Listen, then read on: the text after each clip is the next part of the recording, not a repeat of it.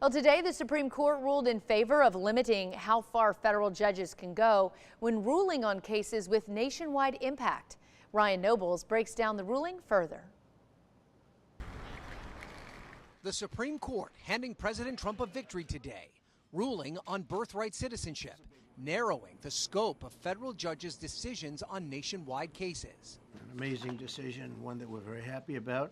The president signed an executive order calling for an end to birthright citizenship as we know it on his first day in office. But federal judges blocked that order nationwide. The Trump administration argued those judges didn't have the authority to rule for the entire country. The Supreme Court has delivered a monumental victory for the Constitution, the separation of powers, and the rule of law in striking down the excessive use of nationwide injunctions to interfere with the normal functioning of the executive branch.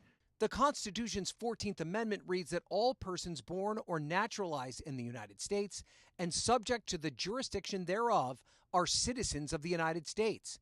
The president wants to adopt a completely new meaning of the language, giving citizenship to people born in this country only if one of their parents is a citizen or a permanent resident. All of this part of his hardline immigration policy. The high court's ruling prompting swift reactions from the plaintiffs who sued to block the president's executive order, now vowing to fight. Announce our intention to file a class action lawsuit to preserve and defend the constitutional rights of all children born to immigrants in this country. The court was divided on ideological lines on the issue, with conservatives in the majority and liberals in dissent. Justice Ketanji Brown Jackson wrote that the decision was, quote, an existential threat to the rule of law. Ryan Nobles, NBC News, Washington.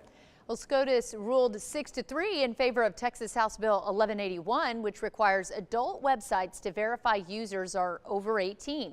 The majority said it's a valid use of state power to protect minors from obscene content. But the ACLU warns the law threatens free expression and could impact sites beyond porn, including sites over sex education and reproductive health.